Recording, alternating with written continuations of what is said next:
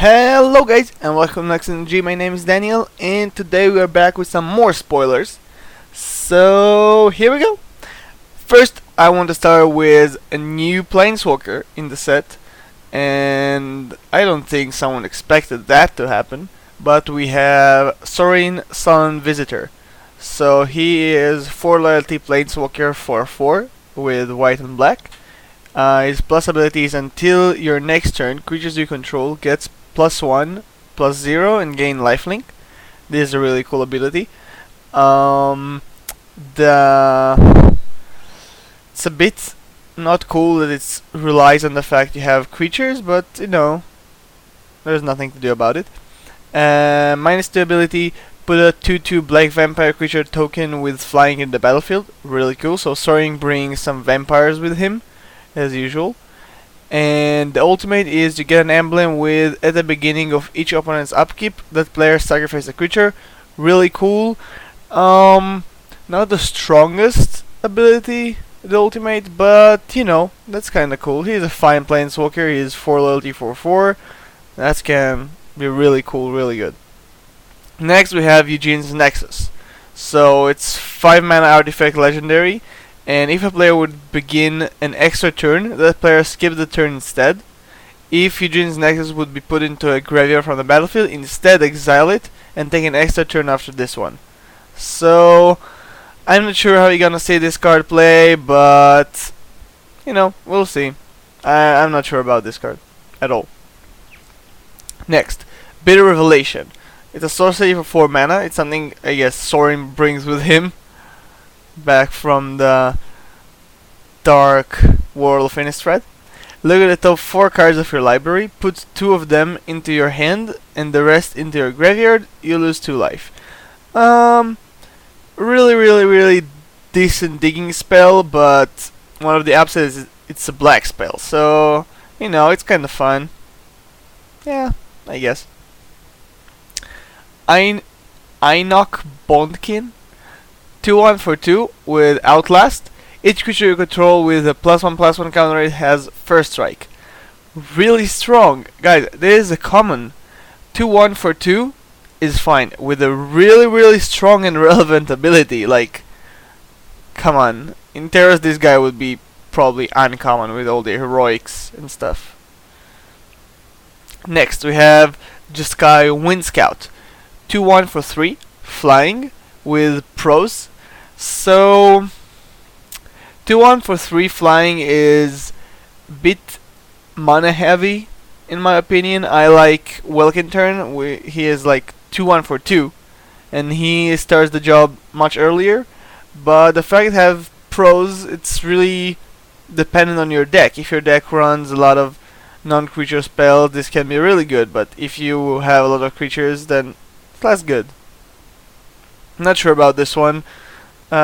He's good, but it could be better.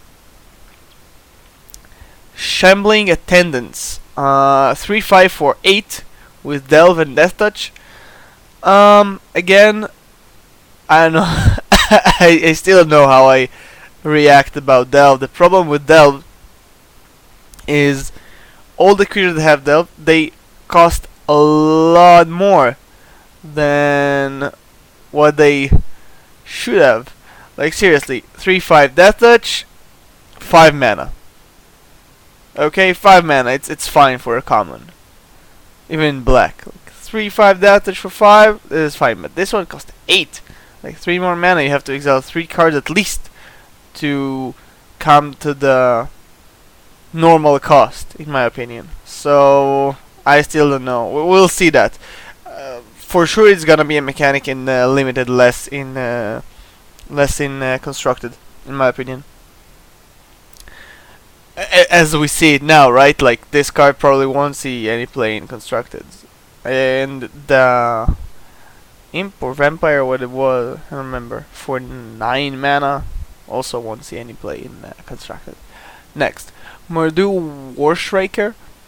This is a cool card. So it's a 3/3 for 4 common with raid when Mordu Warstriker enters the battlefield.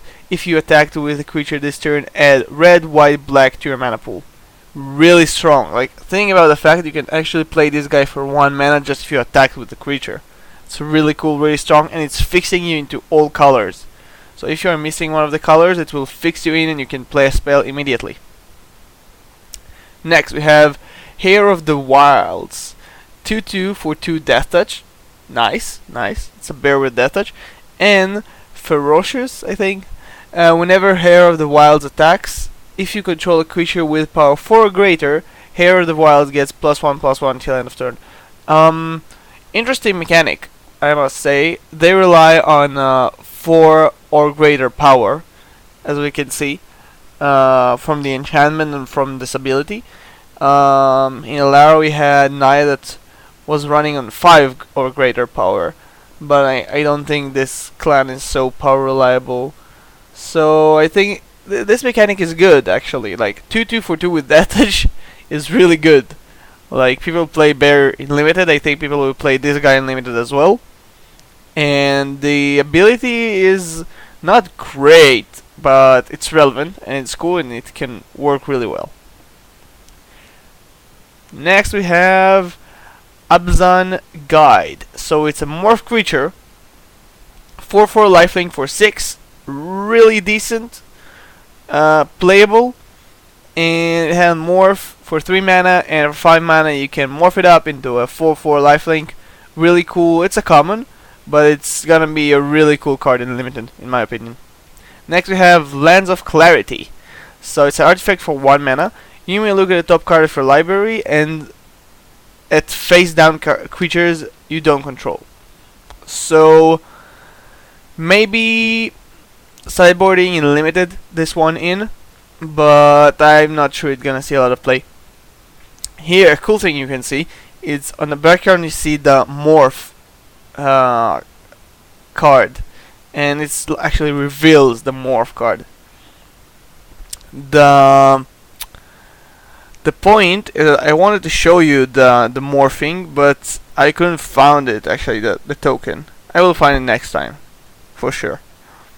So this card is, it's the filler artifact to close up the set. Next we have a really, really cool and strong card. Look at this one. 2/2 for 2, flying.